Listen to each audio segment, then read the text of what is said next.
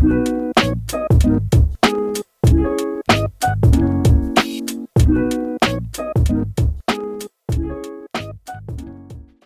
everyone, welcome to Type Talks. Today we have a panel of ENFJs talking about careers. And so Diane, would you like to tell us a bit about you?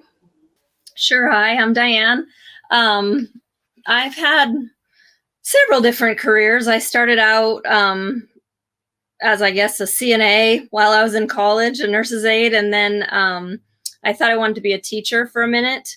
That didn't go the way I thought, and so then I was in retail management, and then finally I landed on pharmacist, and so I've been a pharmacist now for about 15 years, and that brought me from doing, I guess you could call it the traditional retail pharmacy, except I'm not in like a Walgreens type. Sorry, that's a tagline. I'm not in a well-known box store. I'm in a federally qualified health center. And I've over the last 4 years or so, I've built a new track where I am doing straight all clinical pharmacy. So I'm seeing patients to manage chronic disease, and so I'm meeting with them one-on-one, just like you'd meet with any medical provider, and I'm prescribing their medications and ordering their labs and modifying therapy and doing a lot of education around type 2 diabetes mainly. So really teaching them how to live a healthier life and then helping them with their medications as well. Sounds good. Diane is also on Personality Hackers certification track too. And yeah, we have a few Personality Hacker peeps in the room today. Cool. And Tina? Hi, everyone. I'm Tina. So I should actually walk you guys through a little bit about my educational background, just because I actually met Joyce at my educational institution. So her and I studied business management at a post-secondary in Toronto. It's called Ryerson University. So we both majored in HR. And the reason I talk about all this is because, again, I know we're in person and that's how we met. But I'm very early into my career. I don't really want to say a career because I haven't found one yet.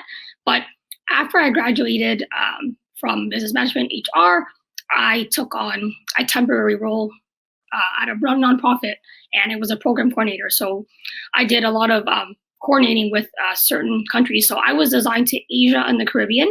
So what we would do is we would get volunteers to work with us, and then we would fly them out. And what they do is they take their expertise and knowledge in something, whether it's marketing and accounting, and they'll teach, I hate to say this, but third world countries and kind of take their knowledge and really help other third world countries, I guess, improve and really better themselves.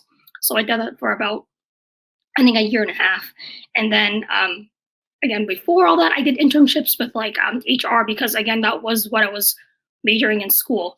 But right now, to this day, I am not in the HR field, and I kind of want to gravitate away from that, just because the more that I do office work, whether it's program coordinator or like an HR intern, I find that it's not really my personality. Like even right now, I'm a claims assistant doing a lot of back end stuff for our fraud team. So just tracking financials and seeing how much money we've saved and how to fight fraud.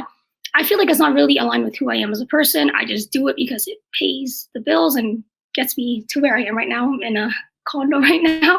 But eventually, I want to be in a place where I can really inspire and lead and motivate. And which is why when Diane said something about teaching back, in her previous days or aspiring to teach, that really hit home, because I also wanted to become a teacher. Before applying to business management, I actually applied to EZE, which is, again, early childhood education, which would lead me to becoming a teacher. But that's where I am today, just doing fraud and fighting fraud.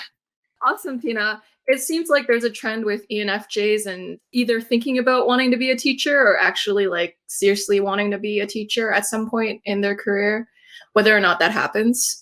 And Tina is one of my friends from my old days. So thanks. My homies since the beginning. And anyways, Denzel? Hey, what's up, everyone? My name is Denzel Mensah. Right now, my previous work history has been, I worked at a library at my school for maybe about a year or so. And then after that, I worked for a summer as a maintenance worker at Myrtle Beach, a hotel over there. So that was one of the things I did just for that summer, pretty much. Like it was like a program that I was in. after that, then I think came back and I started working as a server. I think that's definitely been my favorite job so far. I know like that might sound like odd to a lot of people, but I've just, I've really enjoyed it. And I've always been the type of person, literally, like even as a teenager, I wanted to work at McDonald's and stuff just because I know that a lot of people complain about the people who are like impatient and everything. And I always wanted to challenge myself, like, I wonder how I would do with the people who would like piss you off. And so when I was a server, then I was able to actually like, put that to the test. And I really learned so much about myself, like through being a server. Like I've actually been considering like going back into it. But there's other, actual careers, I guess, that I've been pursuing now. And there was a few things I worked. I can't remember all of them right now, but essentially right now though, I'm working as a life coach. I'm also, typing alongside with Joyce to help her at times, YouTubing, and right now the career that I'm working toward is essentially like I want to continue to build my life coaching brand. And the vision that I have for it is to speak at different communities and colleges and stuff about personality psychology and, how to use that to become tapped into who you are and better your relationships with other people. And then especially I have this, I want to say loose vision, but it's being crystallized. I had a plan for it, and then COVID kind of like messed it up. So now I'm like recalibrating it. But I would really love to not only become an actor, but then also use my knowledge of personality typology and everything to coach actors and actresses, because I believe that we learn so much from people who portray our lives on screen. And so if somebody can learn like, okay, this is the personality type of the character that I'm playing, this is where they're coming from, like internally, and then they have like more of a mindset with that, then I think that they can better portray the certain people that they'll be playing on screen. And I think that would be like pretty dope. Plus, I just also really enjoy acting. So that's something that now that I've moved to Atlanta, I've been really like focusing in on as I'm building my life coaching brand. And so, yeah, I think that's about it. It is fun profiling with Denzel, indeed. And I was also going to say that, actually, I did want to be an English professor when I first came into college. So it's funny that you said the thing about being a teacher. Like that was actually my major when I came in. Like I really wanted to be an English professor. And then after that, I wanted to become, I think, a philosophy teacher, and ended up just switching. So yeah, teacher thing is definitely big. The teacher thread continues. And Emrys? Speaking of which, I've had 3 major jobs and they've all been in the teaching field. So I've taught English as a second language, both here in the States and for a bit in Hungary. And I have taught at a private school teaching history, geography, and Bible. And I've taught as a teaching assistant and a tutor and a substitute teacher, which is the sort of cluster of work that I do now. So yeah, I don't know, makes it easier to pass for human if you play into the stereotypes, I guess. Great. I can't wait to have all these teachers teach me something today. And Antoinette? All right, so the trend continues. I am currently a teacher, and I'm just blown away being in the presence of everyone here. I think this is going to be amazing because I started off, actually, Denzel, my first job was at McDonald's. So I can definitely attest that it teaches you a lot. And then again, with Tina and Joyce, I went to Ryerson. So I went and studied journalism. And so my first, I guess, real job in my 30s now, but my first real job was a journalist. I was a human rights reporter.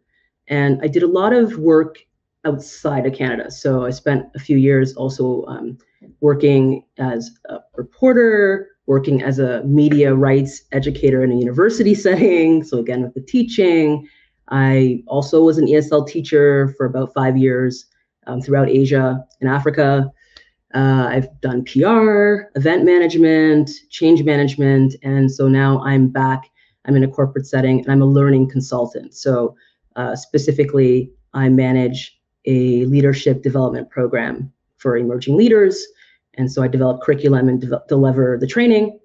And then I also work at a university here in Toronto, and so I'm a part-time teacher, and I do communications and also professional development. So I use a lot of personality type systems to help with self-development and professional growth for students who are looking for their own career paths. So I definitely see a connective tissue with all the jobs actually that I've really enjoyed. They all sort of have a mission where I really help other people find their own calling. So I love learning, and I love helping other people to learn as well too. Yeah, I bet a lot of ENFJs can attest to liking the idea of helping other people find their own calling, which is probably why Denzel likes life coaching, I'm assuming, but that's one of the reasons. And so cool. Nice to see the varied work history here. And so my first question for everyone is, how do you believe ENFJs approach the workplace differently than maybe other types? It could be a hypothesis. Like, you don't have to be like, I'm the all-knowing voice for all ENFJs. You hear that, Emrys? I'm just kidding. But I am the all-knowing voice for all ENFJs. It doesn't apply to me. Just teasing. But coincidentally, I will say something on that. I think that, and I definitely want to hear y'all's opinions. From my experience, I think it's a lot harder for us to do jobs that we don't want to do than other types. Like if the job, I remember literally, again, like when I was younger, my parents, they're like, okay, well, why don't you go work at, this spot or at this spot? And again, this was before I even knew anything about type, but I just remember always telling them like, no, for me personally, like if I can't wake up at least, like 90% of the time and kind of be excited to go and do my job, then I just really don't want to even like go there. Because if I do go, like if I get a job, then I commit very heavily to it. And maybe this is the influence of social 9 Enneagram type in it. So, but yeah, like when I get a job, then I commit very heavily to it.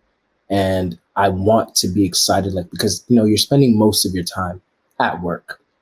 And so if you don't really like your coworkers, or especially as an ENFJ, if you don't have coworkers, then, like what exactly are you doing? And so I think that, speaking at least for myself, we always want to make sure that our job is like doing something, like it's having an impact. It's causing some sort of ripple socially that'll like leave, a fingerprint in people's lives. And it will just have meaning, essentially, is what I'm saying.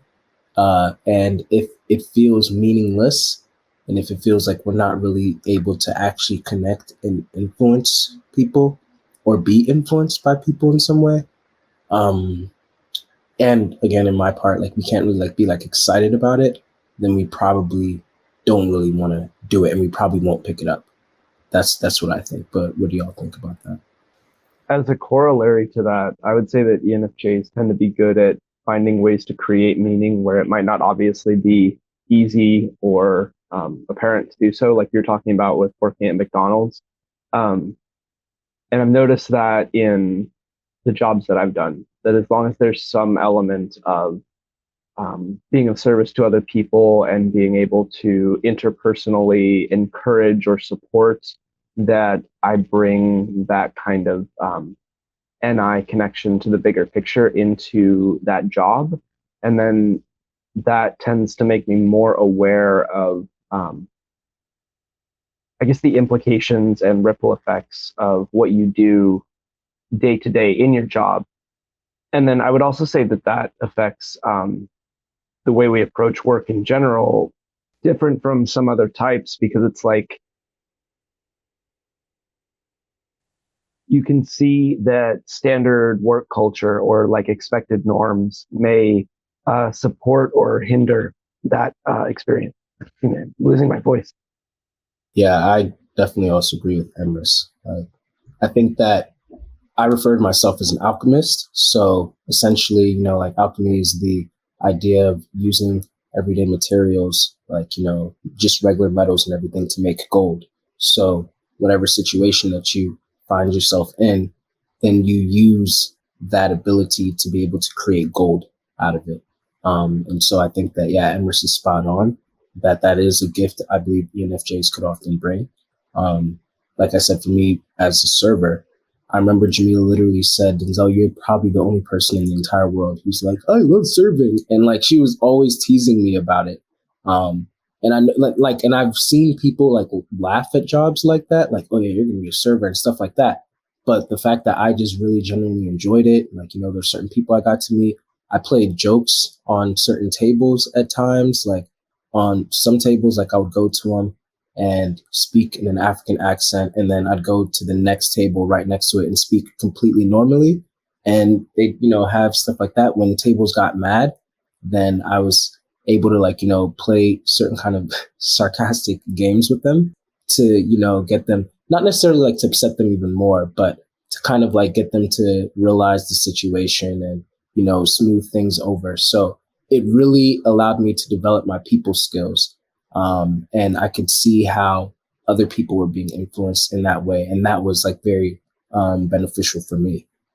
So yeah, I feel like, yeah, finding a way to bring beauty into whatever job that you go into for sure. But I do think that it's funny because when I first got into type and I watched all those 5-minute ENFJ videos, then it said there was one specific fact from the videos, like a 5-minute ENFJ video said that out of all the types, the ENFJ is the type that's most likely to say that they love their job, but then also most likely to say that they're quitting their job. and I thought that fun fact was so funny because for me, every single job that I had, I always loved it until I didn't like it anymore and I just left and I already had something else planned for the next job. So yeah, when the time's up, the time's up. All right, cool. And so there was the topic of feeling inspired and wanting to do work that you actually care about. And I also find that to be a younger generation thing too. So people who are under 40s tend to have that mindset of, I want to find a job that actually really resonates with me, which hasn't been a kind of cultural shift that's happened before. Before it was just like, you work so that you can make money to afford to be alive. But now people are actually doing things for enjoyment. Like even with marriage, like people didn't get married because they loved each other. It was more of a business agreement. But then now over time, people are really transitioning to do it because you love it, which is also a cultural movement as well. So I think if you're going to look at it through the lens of typology, I think the types that are most likely to even rough it out and work through it, even if they don't necessarily feel inspired by their work. Of course, everyone wants to feel inspired with their work, but for the types that deal with that situation the best would be either the TJs with higher up extroverted thinking or the SJs with higher up introverted sensing. They don't need a complete feeling of resonance or connection with the job to fully do it. Of course, everyone needs that, but I'm saying through a typology lens, those types would be the most likely to be okay with it. Anyone else want to add their ENFJ approaches to work? Antoinette, Diane? I think I could add a little bit to what you said, speaking here for the well into my 40s as part of this panel. I think that there's a lot of truth to what you said, because listening to you guys, and thinking over my career. So I'm married to a TJ, and an ISTJ actually. And, he of course has these, financial goals, and as part of our marriage and as part of that commitment, I, signed up right along with him for those goals. So I think that there are a lot of years that I have worked to help meet those goals, and they haven't necessarily been jobs that were truly meaningful for me. So I think, generationally, like you were suggesting, I think there's a lot of truth to that. And also I'm an Enneagram 1, wing 2. So definitely I have that, drive to do the right thing and all that kind of thing. So I don't know how much that plays in, but, Yeah, it's interesting to think about because I also have my first job was at Kentucky Fried Chicken. So I also did, that. And I feel like it's super important. I think it develops some great skills. And maybe that is kind of an ENFJ perspective because there is so much people interaction and really figuring out how that all works and predicting their needs and yada, yada, yada. But yeah, I think the general theme is it has to be people focused. And then through the years, I've been able to find that meaning and I've been able to connect with whatever the job is, even if it wasn't necessarily a job that was personally meaningful for me. It was meeting sort of those overarching goals of my TJ husband, right? And the ones that we had kind of collectively made together. So I think that's all part of it. And now as I'm, further on in my career, I'm looking more for that meaning. And what I do now is very meaningful and I have a lot of impact with my patients. And so it's very enjoyable. But it's also hard. It's a lot to manage a patient panel like that. It's a lot of work. I'm pretty tired at the end of the day. And so yeah, I guess I'm never fully like, this is what I'm going to do forever. When I hear people say that, I'm always thinking, what is the next thing? And what could I do with this next? And where can I go next? I'm not fully just settled into any job ever. I never have been. That resonates for me too, Diane. And I don't know if it's because for me, I just, sort of recently was typed as an Enneagram 7. And I realized that that's really resonating for me because when I look at the type of work I've done, it always has to align with my own personal beliefs. If it's not in harmony with my core values or beliefs, it doesn't matter how much it pays, it doesn't matter what the rank, the title, I can't do it. And I also don't know if this is something that everyone else will feel, but I feel like we're a paradox. Maybe it's me, I don't know, maybe it's just me, but it's at the same time, I need structure, but also variety. I want to work with people, directly help people, but I need my autonomy. I don't want to be told how to do things. So I feel like there's two things that are sort of at play, at least for myself as an ENFJ. It's the fact that there is that inherent need to want to do something that adds value. I totally agree, Denzel. I want to get up in the morning and at least most of the time, enjoy what I'm doing. I also really want myself to have fun at work and have a bit of a playful, rapport with my colleagues. So that's important to me. But I also think because of the pandemic, a lot of people are coming around to the idea that we're here for, I don't know, maybe not a long time, but for however long we're here, I want my work to be meaningful. So I think there's been a shift in general. But I know for myself, when I feel like I have done as much as I can do, or when I no longer feel as if I really understand what I'm actually contributing to others through my work, and it becomes just moving through the motions, and maybe again, it could be my own personal traits as a 7 wing 6. It's that I just feel like there's so many things to do in the world. There's so many things to see, so many things I want to experience. I can never know enough. I always want to learn. I always want to meet new people. So it's always driven me to try new things. And I think that's also pushing a lot of people, and myself included, to think more entrepreneurially. So it has to help people. It has to be directly related to human development for myself. But I don't necessarily need to be in a traditional office space. And I think more and more, I want to work a little bit more for myself. So I see a lot of us juggling different side projects and side hustles. And, we all have different things going on. And I think that's almost inherent to me as a person, that I need that variety, but I also need structure. So there's a paradox in how I think we work too. And Tina? Yeah, I do want to say something. So everyone here talked about, I think the theme was waking up doing something that you love. And I guess how I was raised is my circumstance. I never really fathomed that. It's just a foreign concept to me to pursue something. Because at one point I wanted to become a YouTuber, like doing comedy stuff, but that's not realistic because our families can't think that something like YouTube could get you an income.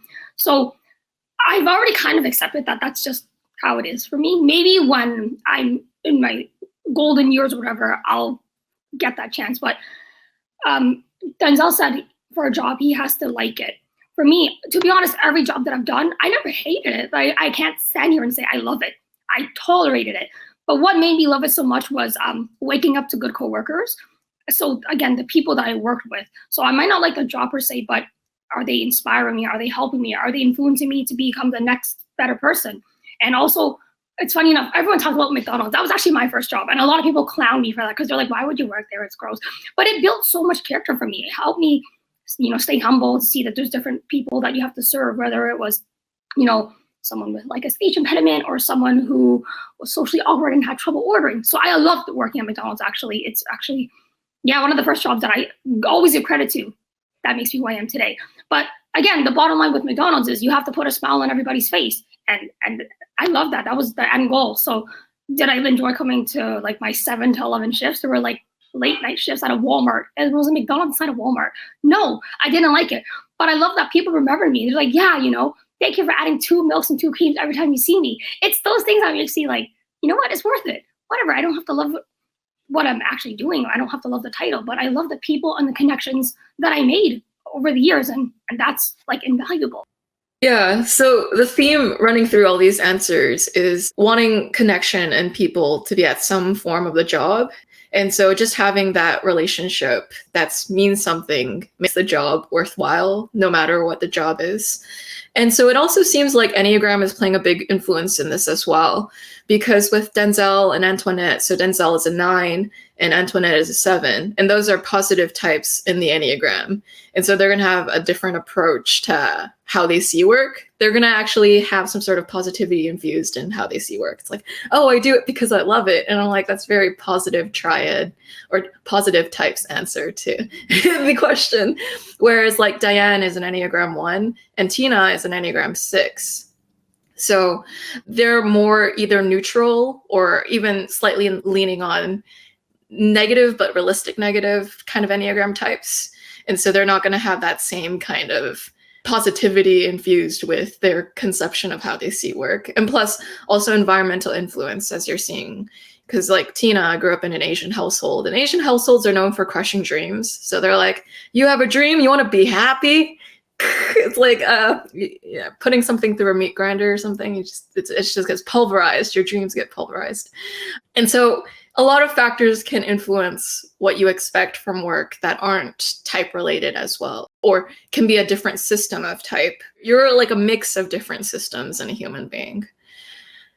And Emrys is a 3, but I don't know how that plays into all of this yet. So it's just that means whatever happens, he's gonna make money. By all means. He's just effortlessly impressive.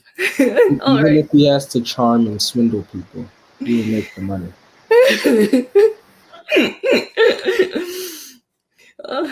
Well, all right. The next question I have for you all is, what do you think ENFJs want from work? So we talked a little bit about the people, relationships, and connection component. Do you enjoy being able to talk with your coworkers, not talk with your coworkers? What kind of work environment would you want with your coworkers? Do you see your coworkers as friends, or do you see them as transactions? So the first thing that comes to mind for me has to do with both the structure of the work environment itself and then with the relationships with coworkers, where I feel like FE combined with seeing big picture NI has made it fairly obvious when a work environment is kind of like playing a false game or a sham, or is like dehumanizing, in the sense that like on a basic level, it already feels very strange that we tie like survival to making profit for people. But then on a specific level in a particular environment or with particular people, there's a large amount of work culture that involves like often pretending that suffering isn't happening, or like pretending that the job you're doing is, to harken back to our previous conversation, like always intrinsically meaningful, or that there's not like kind of ignoring the amounts of like inefficiency in a lot of different fields, and like the dehumanizing aspects of a lot of different fields that do things like prioritize status quo and profit, or even just power trips over people. And so for me, I feel like there is a desire to find spaces and people who aren't just, going, well, everybody to some extent experiences alienation under circumstances like that. And you can see that in most of like American culture, for example, where almost everyone describes some kind of feeling of being disconnected or feeling like they're straining to find meaning in the work, but there's a lot of tension involved. And they're like, even when they are finding meaning, like finding that sometimes the broader structure of what they're doing interferes with that meaning, or like places expectations on them that don't make sense in terms of like actual health, whether it's like personal thriving or like community thriving or actually serving people in a helpful way. So I feel like most of our culture feels those effects, but then I tend to be drawn to areas where people are consciously aware of like factors that are causing those effects. And instead of only like there's this analogy of like if you see kittens floating down the river in a basket and they can't swim, you can do like a charity focused response where you like try to pull kittens out of the river, right? Like, and dry them off and give them food and stuff. And then there's like justice or systemic responses where you try to go upriver and find out who the heck is throwing kittens in the river and why is this happening. And I feel like there are, like, everyone is kind of trying to cope with the elements of our current work culture that aren't helpful, or the ways that we're expected to behave at work that aren't helpful. And sometimes that helps quite a lot, especially when you find people who are, like Tina was saying, like able to support each other in the midst of an environment that may not actually give you a sense that like what the work you're doing is like intrinsically greatly meaningful or something, but you're able to support each other. I tend to be drawn to spaces where they're trying to like find ways to move upriver and like change the narrative or change the status quo, and like actually alter the root causes of whatever let's say suffering you're trying to alleviate by serving people. Yeah, Emrys, I think you lit up a lot of things for me there.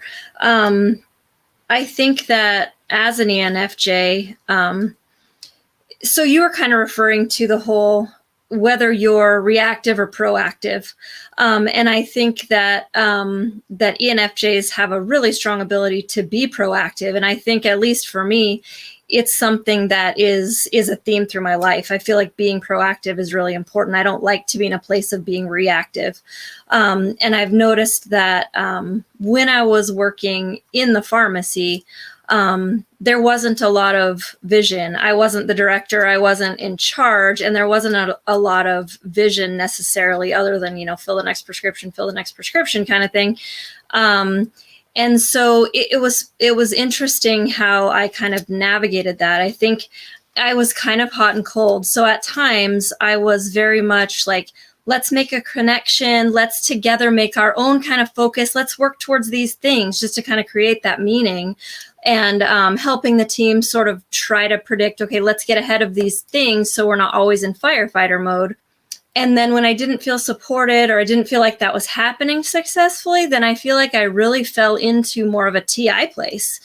And so I just became very critical. And even, I'll just admit it, even in a negative way towards the director. So being so good at connection, I was really good at going in a TI place and picking her apart and bringing the team all with me. Right. And so that's a place that I've gone as an ENFJ. And I think that's something you have to watch out for. I think we all want to leave an impact. Like, I'll just tell myself, results are results, right? Like, you can make an ice cream cone for a customer, but what's the impact? Like, when they walk away from that after getting the ice cream cone, like, were you able to crack a joke? Were you able to give them an extra, layer of ice cream?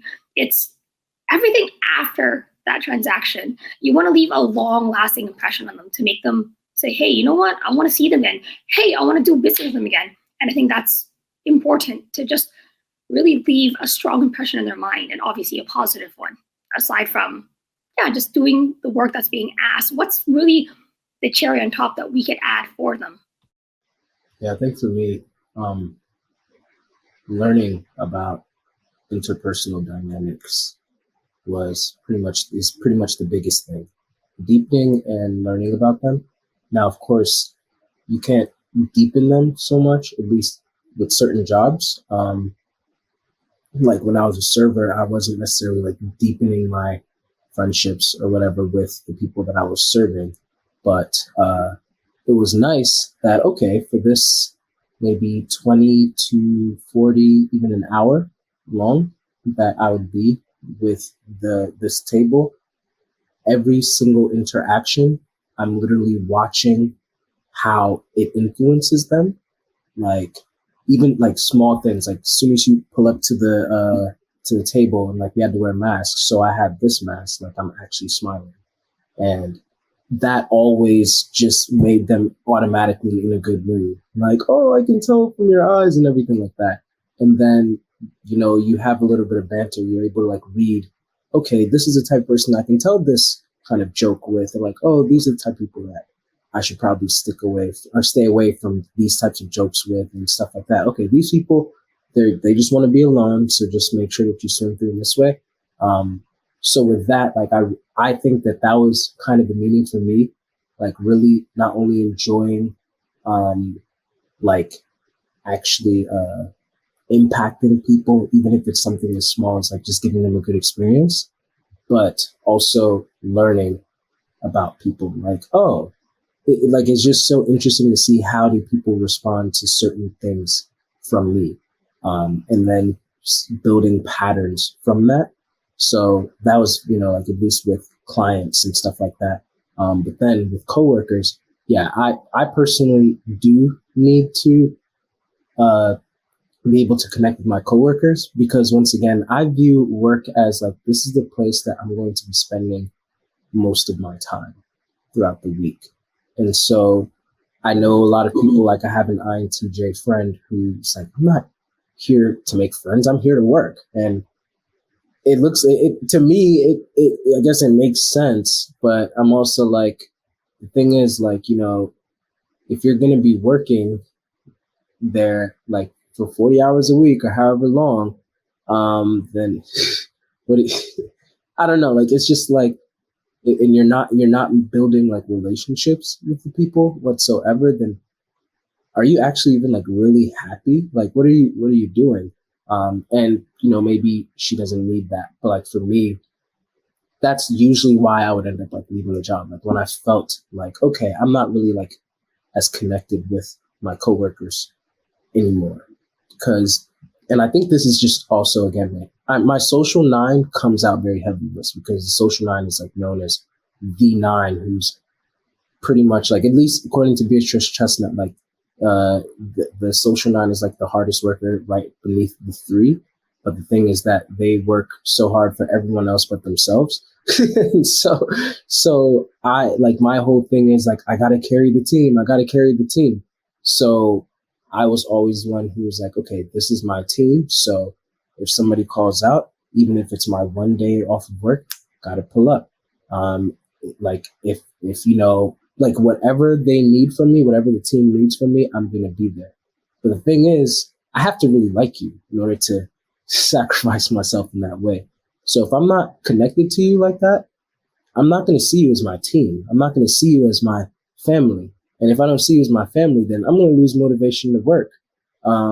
Which is funny, because you think like, oh, well, the money should be the motivation, but it's not as strong of a motivation for me. I really do want it and need it. But I'm just always thinking there's other ways to get money that could also get me.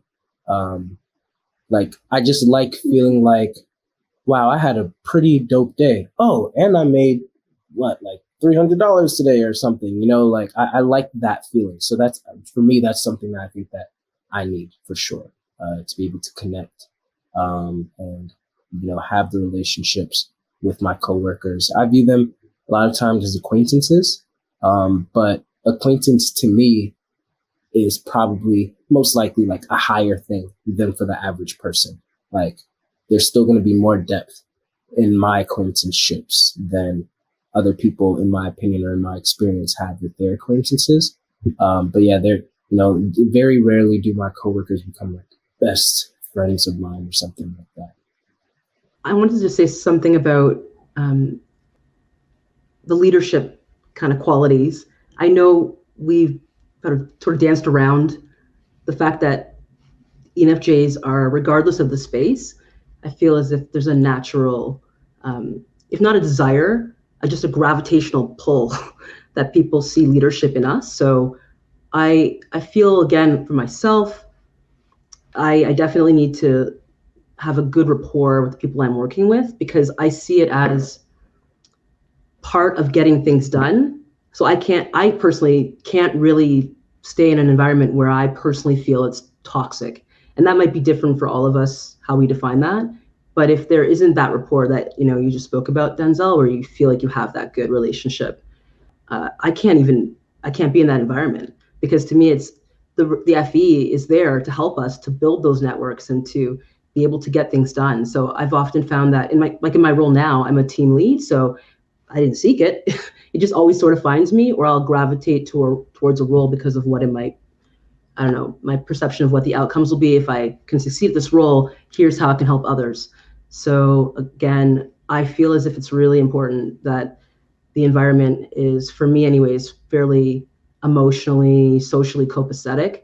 I don't know if that's going to be the case for everybody here. I don't really enjoy the ones that are super ultra competitive. So like I started in a newsroom that was super competitive, and I just didn't like it. I found that I was just much happier when I went off into an organization that was sort of social justice oriented.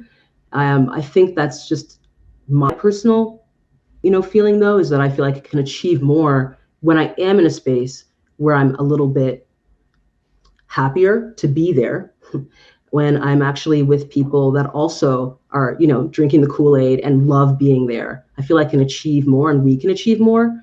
So again, I'm a social 7 too, so that might be just me, but I don't often find that like ultra competitive environments are really great spaces for me. I like collaboration. I like to be able to be creative, and I feel I can be more innovative and achieve more when I have a team that, it doesn't mean we have to be best friends, because I totally agree, Denzel. Sometimes work, church and state, I sometimes like to keep them separate for very, very good reasons, but I need to at least feel that we are a team. We're working towards the same goal. Like we're steering towards the same kind of destination. We're all going to have different ways we want to get there, but I find I fare much, much, much better if I feel like I come in and I can have a laugh with my colleagues. I can really feel I can be my authentic self. If I'm putting on airs, which I have found sometimes in a corporate setting, I've had to be something to fit in, I probably won't be long for that particular place. It just doesn't work for me.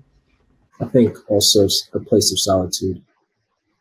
For me, I can do fast-paced work, but even when I was serving, when I was a maintenance worker, every few moments that I had, I'd find I always had like a spot of solitude at every job that I went, that even some of my coworkers would find out. One time my manager even found out, because one time he needed me, and he literally came. I didn't know that he knew where my spot of solitude was, but I just kind of I just step over there for a moment. It's really quiet, and I'm literally just with my eyes closed, standing there like this.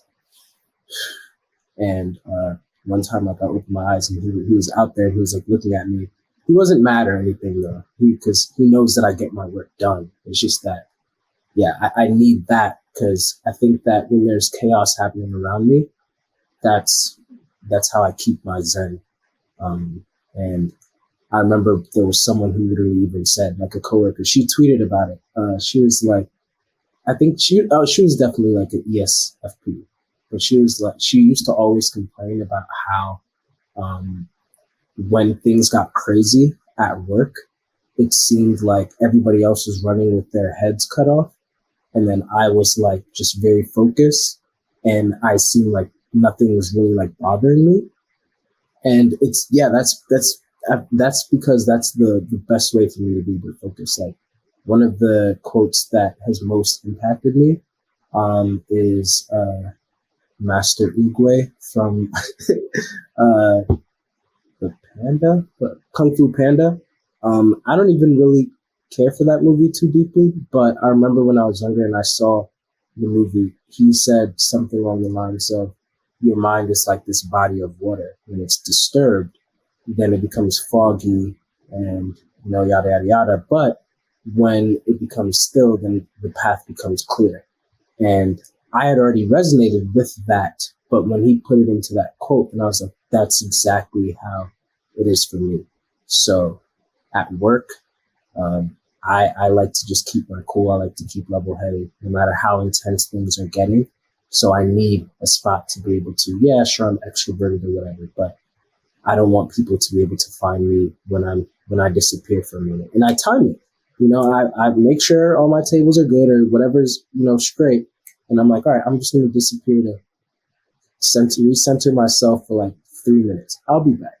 And I can fix whatever might have happened within that 3 minutes. I'll be okay. But yeah, that's definitely a must for me as well. Yeah, Denzel, I totally agree. It's interesting too, because it's almost like that toggle of SE and I, right?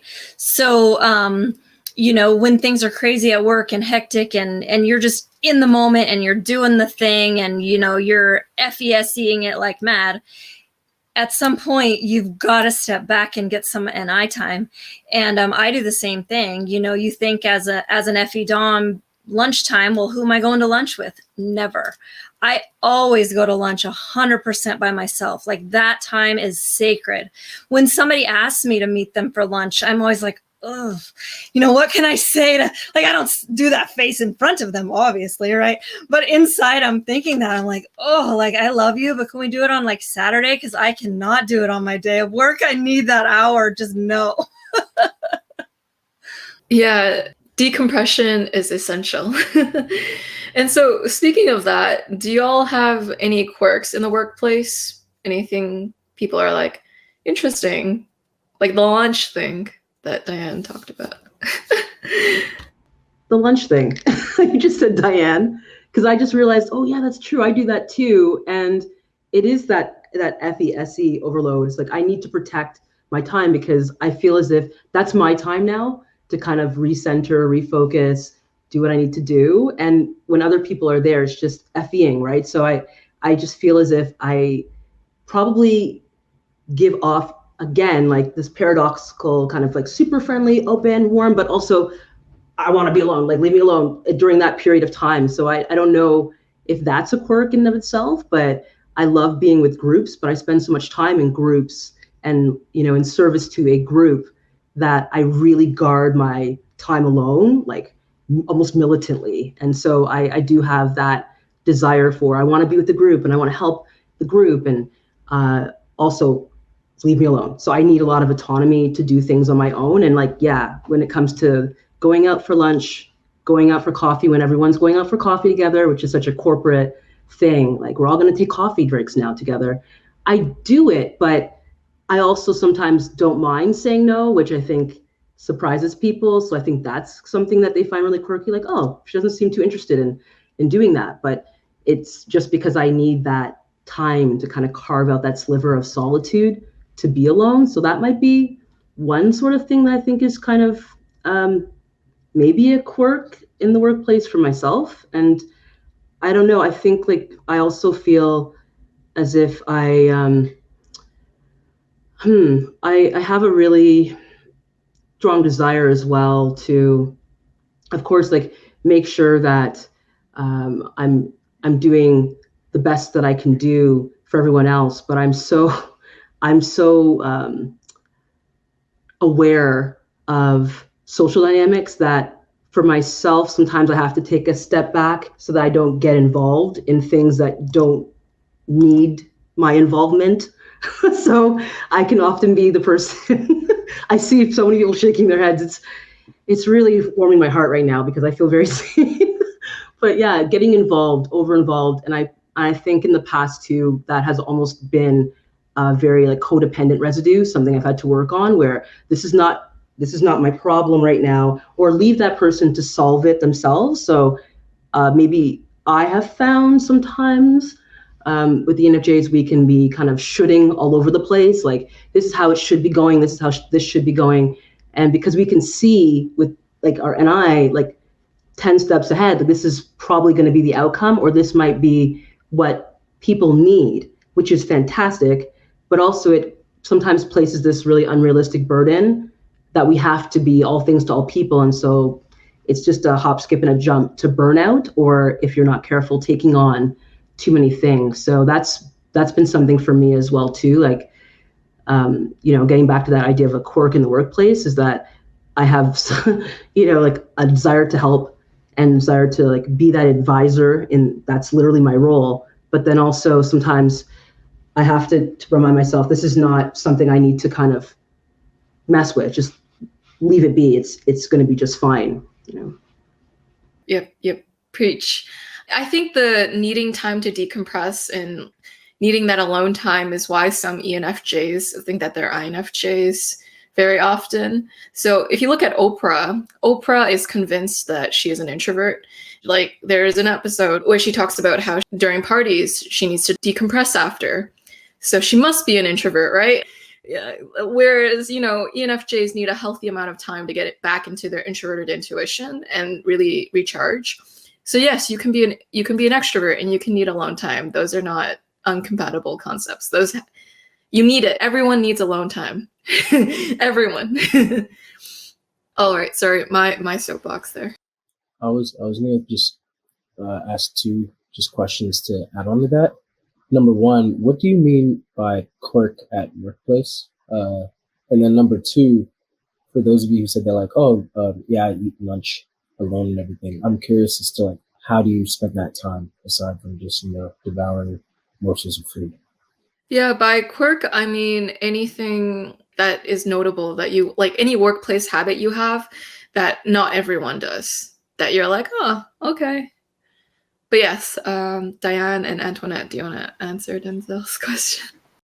So for me, usually I read something that's just for me, or lately I've been doing a ton of listening to podcasts, and so I'll just go somewhere, sit by the lake, because I work half-time in kind of a resort town on a lake, so it's absolutely beautiful. So I'll just find a spot to park by the lake, and if it's nice, I go outside and sit in the fresh air and listen to a podcast, or I walk and listen to a podcast. That's my favorite, is walking and listening on my lunch. But when it's colder, I'll just find a pretty view and I'll sit in my car and just, block out the world and listen to my podcast and have sort of the view. Nice. Yeah. Similar for me too. I think alone time for me during lunch will be any like myriad thing, a number of things. Like, it could be going for a walk. I might do yoga. I might meditate. I might listen to a podcast. I might go run an errand. I do work from home right now too, in a hybrid situation. So I might just want to shut off and go watch something on TV. Just go watch something, read. But often it's something that will be a solo kind of activity. It's like, I don't need other people to do it. Or writing, journaling. Quite often it's usually something physical too. It's that SE component. Like, I might do yoga or just meditate, or something like you just mentioned, Diane, like take a walk, I do that, or run an errand. I just want to go run an errand and I want to go do it on my own, So I feel as if I do that with the group, it's going to sidetrack me. So then my timing will kind of be off. So that might be a judger kind of control thing, where it's like, I want to be with the group, but I don't necessarily want to have to do everything the group wants to do. And, or cook. I cook my food during lunch and, just want to enjoy that. That's a very sensory kind of, actually very relaxing thing for me to do as well too. And one quirk, I'm just going to tack this on there to your question, Denzel, that I'm now just realizing. I tend to bring a lot of passive profiling into what I'm doing on the job. So I don't know if that's a quirk per se that other people don't experience, but for me, I think I'm very cognizant of, like, if I walk into the room, I know who's mad at whom and okay, something just happened in this room. What just happened? Like being aware, hyper aware of the relationships that other people have in the room. So working in a space where I had literally just started a few weeks prior, and it was an office space, and my colleagues were taking me from cubicle to cubicle to meet everybody, and so I was kind of working, like I feel like we're archivists. So I'm gathering all this information about people, looking at what's on their desks and going, oh, that's interesting. This person's kind of like this, like that. I had passively profiled everybody, like, okay, this person might be in this type. And by the end of the tour, like 20, 30 minutes, I came back to where I started with, my manager, and someone else new had come into the mix and introduced themselves. And I literally cut him off and I was like, oh yeah, you're such and such person. You're so-and-so's partner. And he kind of looked at me like, how the heck did you know that? It's like, oh, because I hope so. Otherwise, you have a very inappropriate relationship with your sister, because there's like a photo of him on the girl's desk. And sure enough, they had actually been dating, but nobody else knew that. So I had actually exposed them during that conversation. So it's just stuff like that. Like, I think that's a quirk where the FE is just, I can't shut it off, right? I'm not even aware of it. So I'll just make observations and see things about people. I'm not always right, but it's pretty it's pretty accurate. So I think that's something that's a quirk too, is like how we engage with people and colleagues, peers, whatever the case may be. There's that FE component. So Tina and Denzel mentioned this earlier too, about how we do things. Doesn't matter what the job is, even if it's just using a different accent at a table. It's like putting that little sparkle, that little FE twist on something. So I have a lot of TI dominant colleagues in my space, and I'll still always bring it back to, well, okay, how does this data inform the outcomes for people?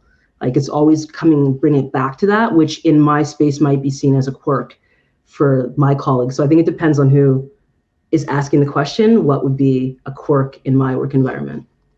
Yeah, you can tell a lot about a person through their environment and how they put things in certain places or do certain things. The behavioral residue of someone or how they keep their spaces shows a lot about them, more than even their words can say about them.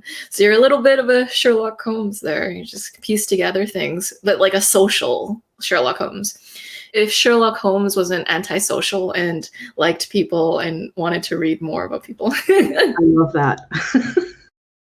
So speaking of how FE influences the way we interact with the social environment and with coworkers and stuff, like, I'm not entirely sure how much this is a quirk that's exclusive to me, or if it's like just a thing that goes on in different spaces that I'm not usually privy to. But like, a lot of those intervening spaces of breaks and lunchtime and stuff like that, I'll notice that other teachers and other teaching aides and other tutors will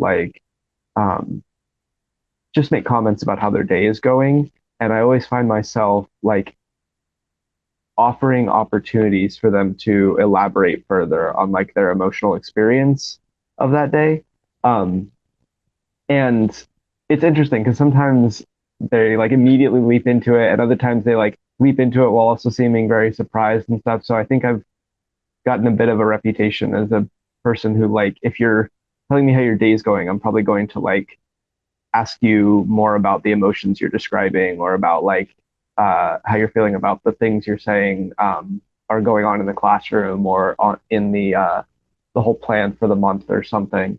And I've noticed that there's this odd little thing that seems to happen in work culture, where in a lot of places where it's like it's accepted to kind of describe or talk about the things that are happening without really going into a lot of the emotions behind them.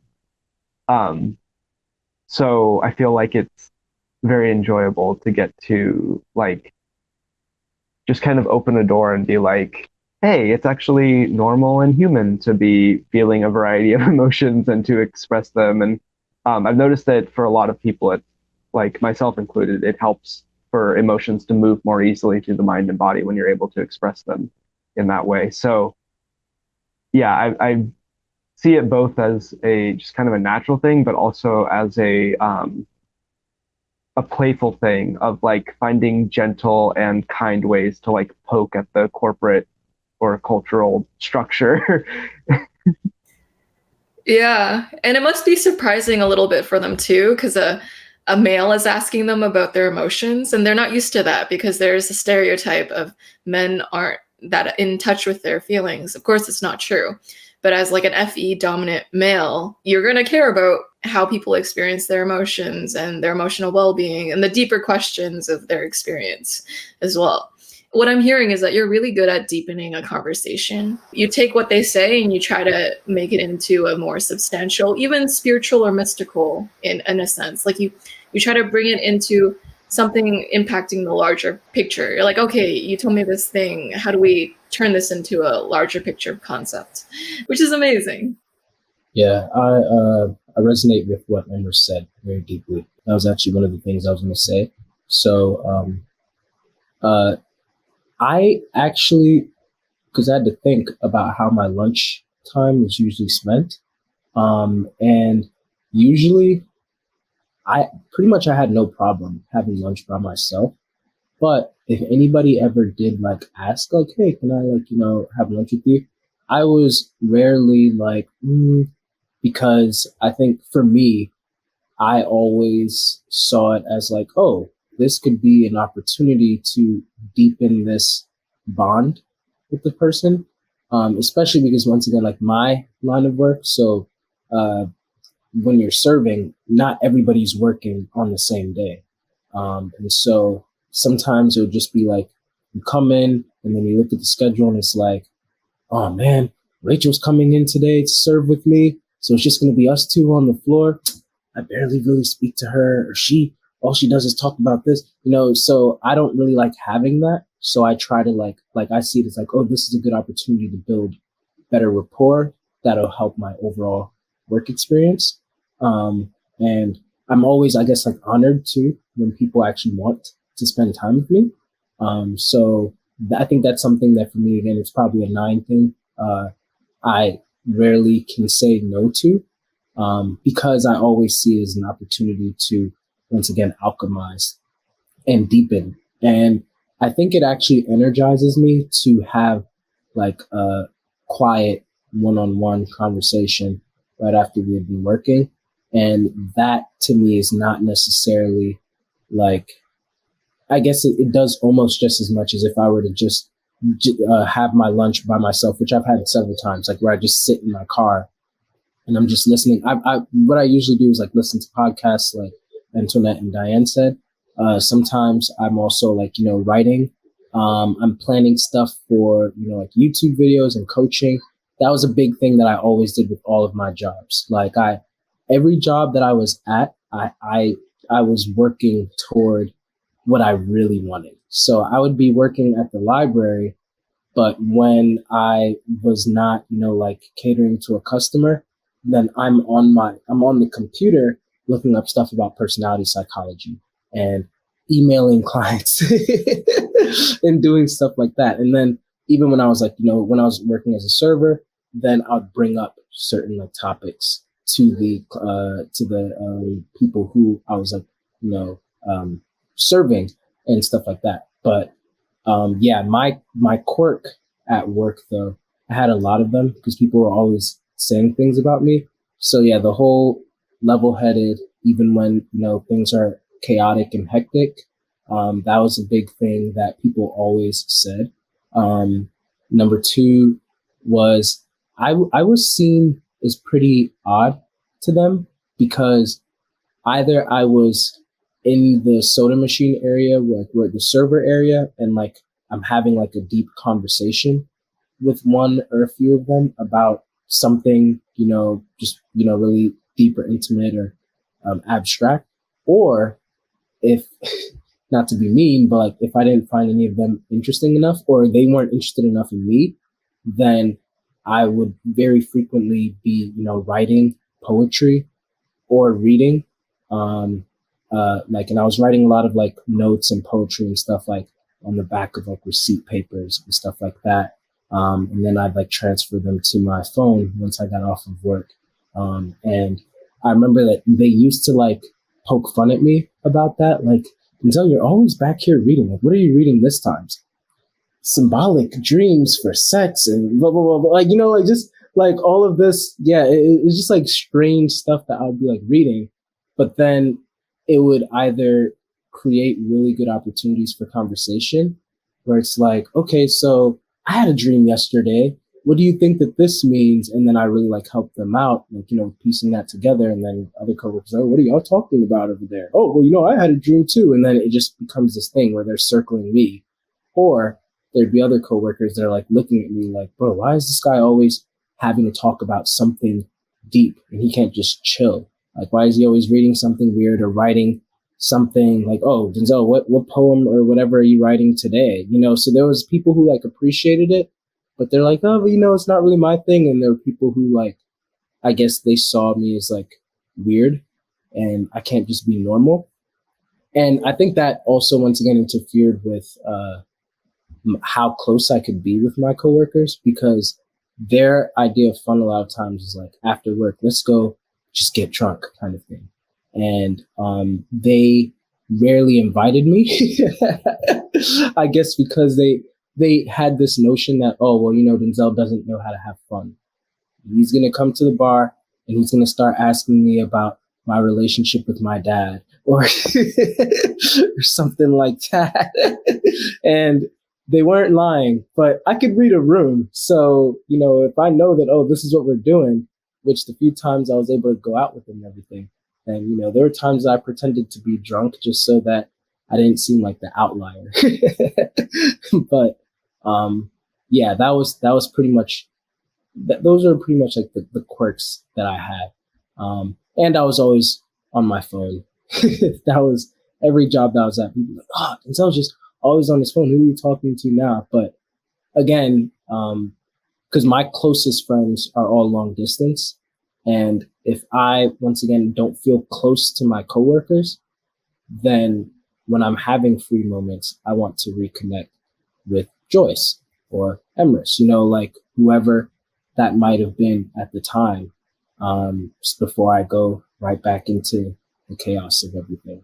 So that is quite interesting indeed. There can be some NJs or maybe NPs too, who get the reputation of sometimes being the friend that asks deep questions or like questions that people don't typically get asked. And it provokes big picture thinking, because sometimes like it can be very boring to discuss everyday conversation topics like, how are you doing? And then you can just jump straight into what childhood traumas made you the way that you are? Like, can you please tell me that? Or something like, what ideas have you been investigating? How much do you know about the tree of life? Like something to deepen the conversation, whatever your form of deepening the conversation is. And so on the topic of quirks, I'm actually good friends with Tina, so I know a bit of your quirks if you don't want to share them, but you can also, you want me to...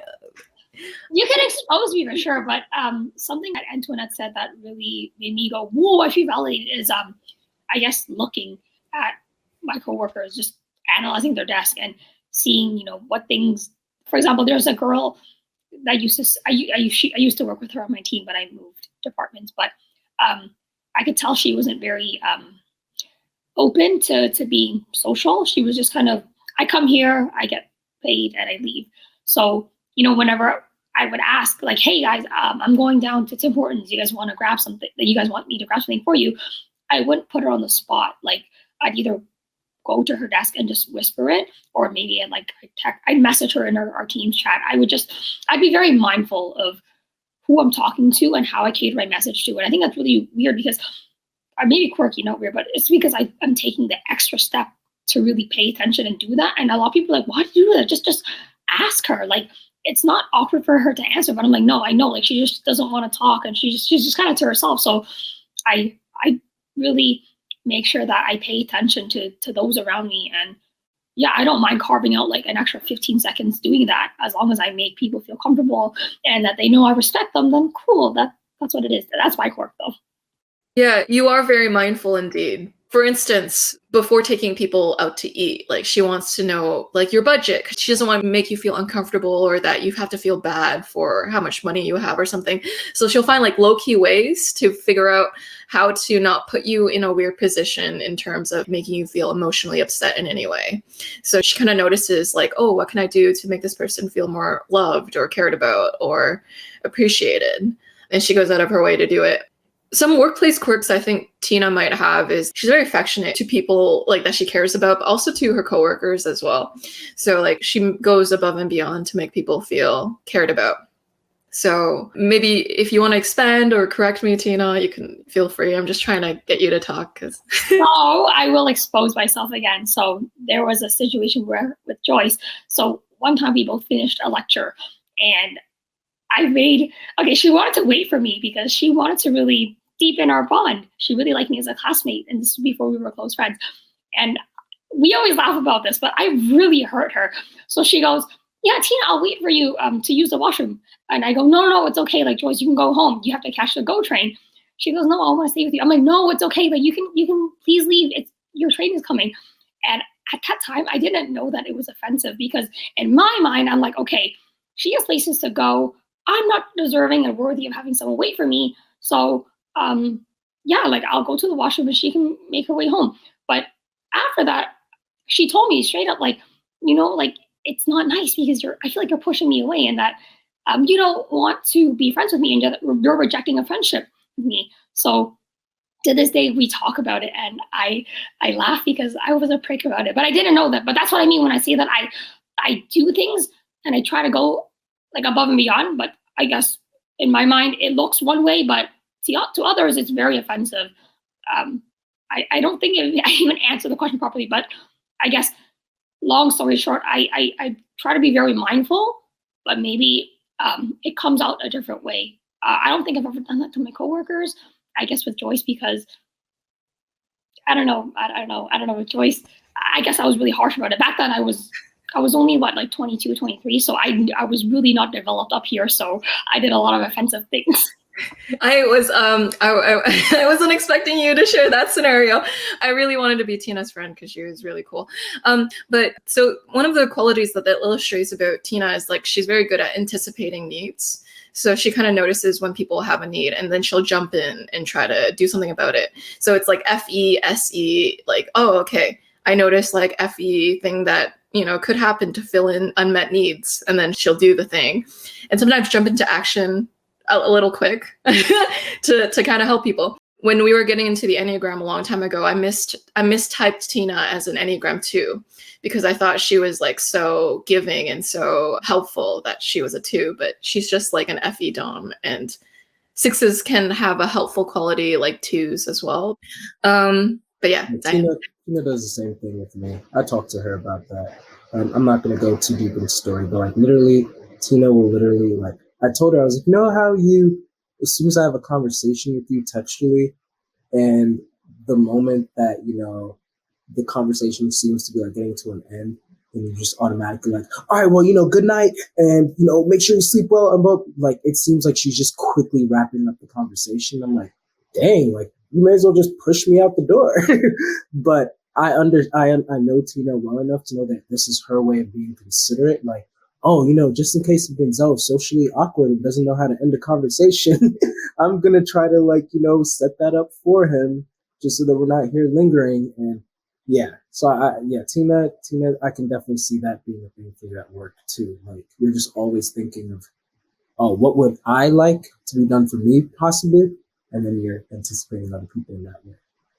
Yeah, so I think it links back to the workplace because there's this element of Tina is anticipating areas where she could be more considerate and she acts on it. So like with the judging process first, sometimes it's leaping to that thought action. But yes, Diane. In listening to that, it brought up two things for me. One, and Antoinette kind of said it earlier, like I think that there's a highly, even though we're FE Doms, I think that there's a highly independent piece to ENFJs. And so I think that in some ways, maybe we kind of or at least I think I have, and maybe Tina's story of the train situation kind of illustrated it a little bit too. We have a way of sort of, maybe, I don't know, working this out of my mind, projecting that maybe onto other people. And like in that case, it was really obvious to me what you were doing, Tina. You know, you saw that she needed to catch her train, and that was the most important thing. You would never want to, like, I feel the same way sometimes. I have this need. I don't ever want it to step on the toes of your need. So please go take care of what you need to do, and I'll do my thing. So I think that was one thing that it brought up for me. And then the other thing is that whole, you know, knowing people so well out of, you know, acute observation, if you will. So kind of reading their desk and reading, you know, so many different subtle cues, gives ENFJs a level of mindfulness that can be a huge asset and can also be a little sharp. So in a way, it's sort of a double-edged sword. You know, my oldest is 21 and she's an FI Dom. And so we've been through some years, you know, she's also, you know, being two females and mom against daughter kind of thing. It became for a bit. And also having other kids, I'm trying to pull these ideas together. I think when you really understand someone needs so well, and maybe my type 1 is coming in too, but you know, knowing the right way to do things, knowing what somebody needs, it's so much easier to just jump in there and do it for them. And for my daughter being an FI Dom, she liked that for a while, but then it came a point like, whoa, you know, I have my own way and you need to step off. And so it became kind of, she fought for her independence. But then there are other people in my life that I have met those needs for so long. In some ways, it's hindered them from being able to develop those things on their own. So I think it's easy to do that. You know, there's a fine line of being helpful and being enabling. And so it's something that as an ENFJ, we kind of have to be mindful of and be careful of those tendencies of wanting to help and sort of overstepping and stumping somebody else's development. Very well said, Diane. All of this conversation on helping brings us to the topic of leadership. Some of the popular ways I think ENFJs approach leadership, one of them can be a more servant leadership style of leadership, where it's a more selfless style of leadership. So it tends to come from kind of serving the group or serving what would be the best interests of the people around you and almost helping them, you know, and it's like propelling them in their growth and development. And ENFJs can also be good leaders as well. They have that leadership quality to them. You know, a lot of EJs have that kind of ability to work with a group in that kind of way. They're also good leaders because of that extroverted sensing, you know, being able to then go into action, being able to take action when necessary. So I was wondering about everyone's style of leadership. I'm just letting you guys all know I have to go in 15 minutes. So yeah, but anyone's thoughts? I'll make it really quick, but to me, servant leadership is seeing that, okay, yeah, I am the person who's directing and leading, but we're all equals. I've never seen it as, you know, I'm your leader, although that's formally the title that's given to me. You know, I'm here to inspire and uplift people. We all came from the same place, and we all have one end goal, which is whatever, I don't know, to get to the other side or whatever.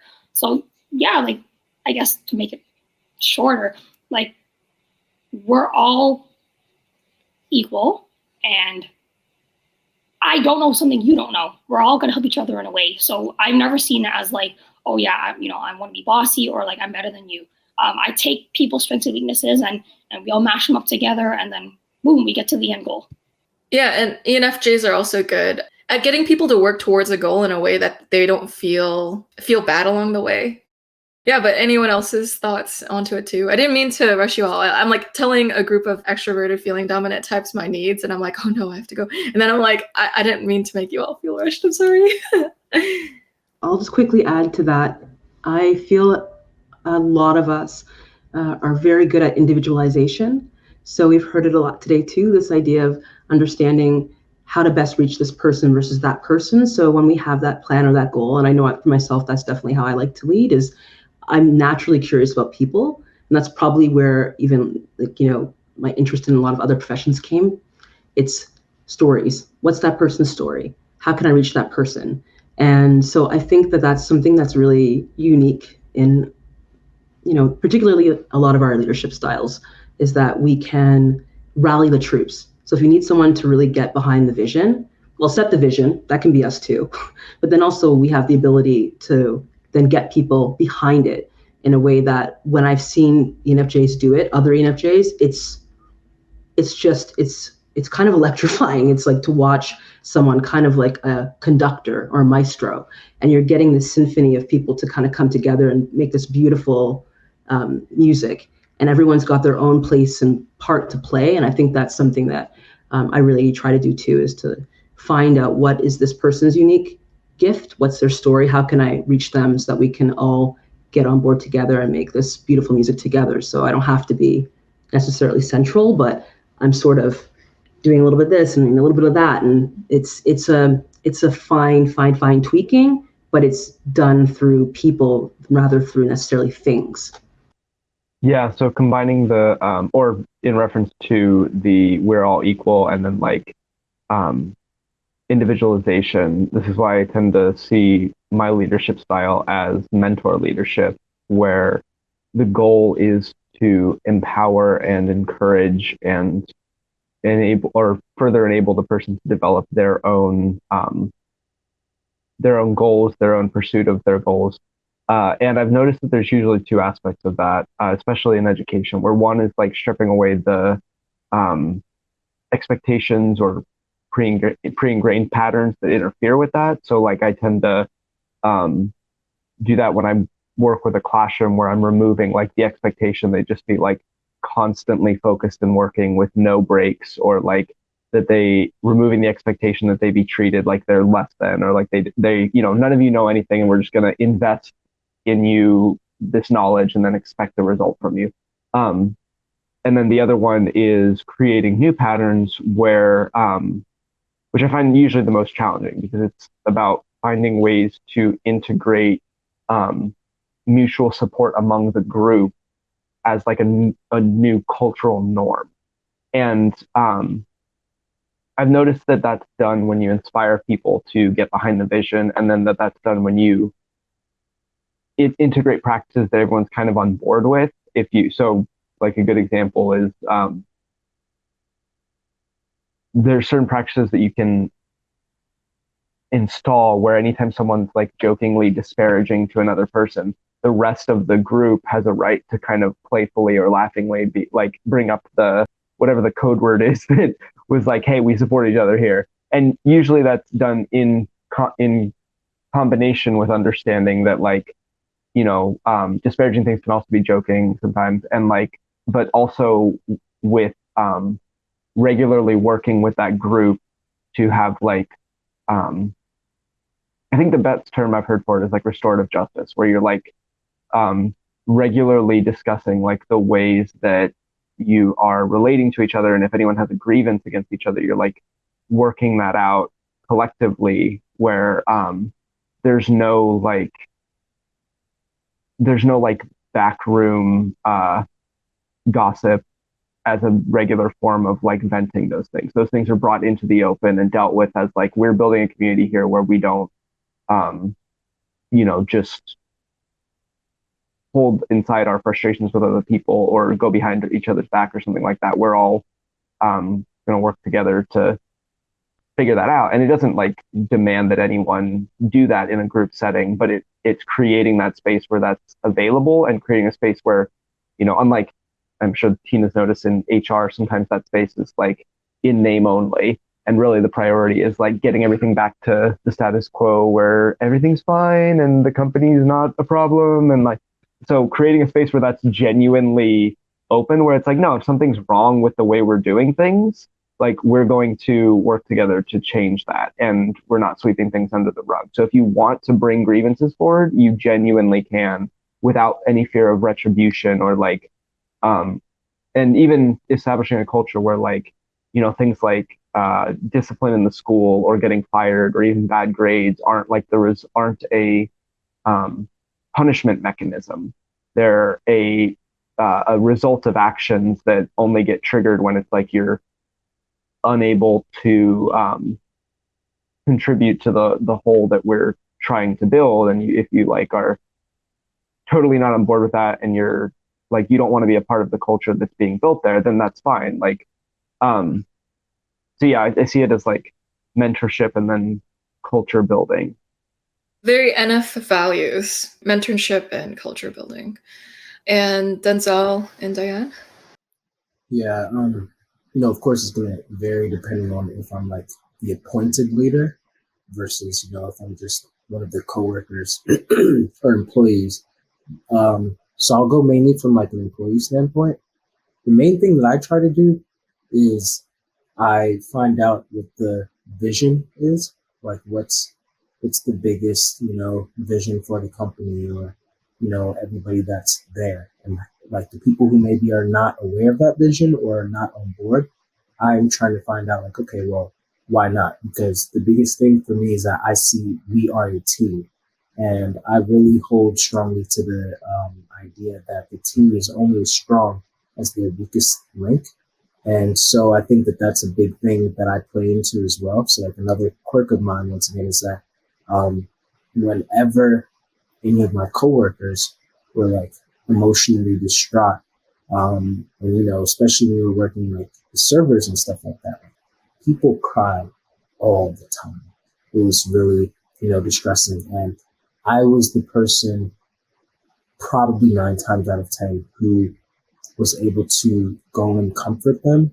And even if I didn't really speak to that coworker that much, like I was able to find a way to be able to, help them to get back on their feet, and like, or even not get back on their feet, but like, if they needed some time and space. And I was like, oh, but the boss won't let me take a break and all that. I have like 4 tables. I'm like, hey, look, I will take those 4 tables for you. I'll give you the money, the tip money and everything like that. Don't worry about it. You just relax and everything. And so like I really believe in making sure that everybody on the team was emotionally and mentally, just like how I said that I need to make sure that I'm centered. I think that if you are like machines, every individual part is important. So a team is kind of the same way. Like every individual is important. And so that's one of the biggest things for leadership with me, like making sure that, you know the vision. And if you don't know the vision, figure out why they don't know the vision, or if they do know it, but they disagree with it, let's try to figure out like how they can maybe agree with it, we can come to a consensus, and making sure also that we are emotionally and mentally ready to be able to tackle that. Yeah. Makes a whole lot of sense. Yeah. Making sure people are emotionally taken care of. Awesome leadership. And Diane? Yeah, I mean, a lot of the themes I would resonate as well. I very much over my career have been a lead by example and team focused kind of leader. It's very much about the team, and yes, we all have our individual roles and we all have our individual strengths and weaknesses, but at the end of the day, we should sort of recognize those, and we should be able to complement each other in order to reach those team goals. I'm not so much of the hierarchy and the title gives you certain privileges. I've never bought into that. It's really about your role in the team and how you support each other. So yeah, I mean, I think a lot of the themes have already been said by the rest of you. Awesome. Well, thank you everyone for coming out today and sharing your perspectives on your life as an ENFJ going through your working experience. It was really nice to hear about the little quirks and and all of the stories and all of the teaching and mentorship you do for people, even in roles where it may not be explicitly about teaching and mentorship. And so it was really nice to see the wide variety of Enneagram types here. Like each of you are a different Enneagram type. And that's inspiring me to make an ENFJ Enneagram panel, trying to collect as many ENFJ flavors as possible. So I may be inviting you all back for that. So thank you, Emrys, for coming out and being the super spiritual, psychologically mystical ENFJ to talk about all of the concepts that don't have to do with our day-to-day life, but have to do with our grand scale existence as human beings or spiritual creatures outside of our human experience. So you really bring a level of depth and transcendence to every conversation that you go to. Yeah. And Antoinette, it's really nice to be around your energy too. You actually, like when I talk with you, you get really mystical too, because you have these very spiritual beliefs about human beings as well. And you tie it into this grand vision too. And I always get really like heartfelt listening to your ideas about life and existence and humans and why we're here on this earth. And so those conversations stimulate me. So yeah, it's nice to have ENFJs near my home base too. So we will one day meet up, one day. And Denzel, it's really nice to profile with you, and you're a masterful profiler. And I really enjoy your, is it Hermes energy? You're just a jokester and you like to kind of mess with people and yeah, troll us.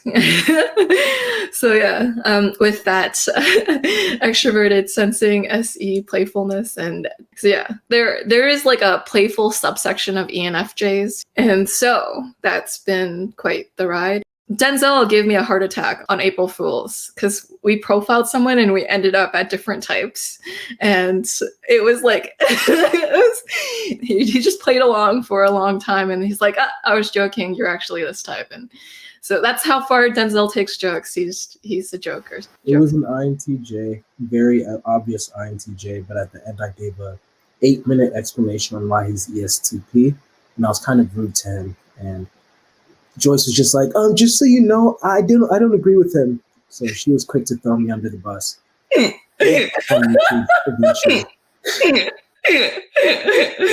said, I'm sorry, April Fool's. I just had to do it. He was cool with it. Yeah. Denzel was bringing out his inner ESTP jokester with the SETI. And yeah, and so Tina is actually full with laughs. Like she is very much a clown herself, and she loves to make people happy. And that's one of the ways that she likes to make people happy too. And she's always making sure people feel appreciated and loved and seen for who they are. Like she meets people where they're at, and everyone here is good at meeting people where they're at as well. But I was really drawn to that quality in Tina, which is why I tried so hard to be her friend, regardless of how she kept shooting me down with her quick anticipation of my needs. But yeah, it's nice to be friends with ENFJs because they always have like slight 2-ish tendencies, even if they're not Enneagram 2. Like they have like a sprinkle of a little bit of that just by nature of being ENFJ. And so thanks, Diane, for coming on this panel too. I really enjoy being one of your classmates in our certification course at Personality Hacker. And I always love to hear your comments. You understand extroverted feeling so well.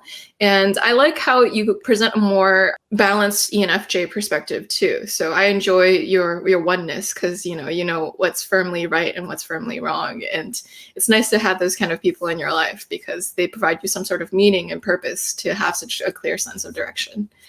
And so thank you, ENFJs, for coming out today. It was really fun talking with you all. It's nice to have your relationship-oriented nature and your people and connection-oriented sides in this chat and in my life. And I'll see everyone in the next episode.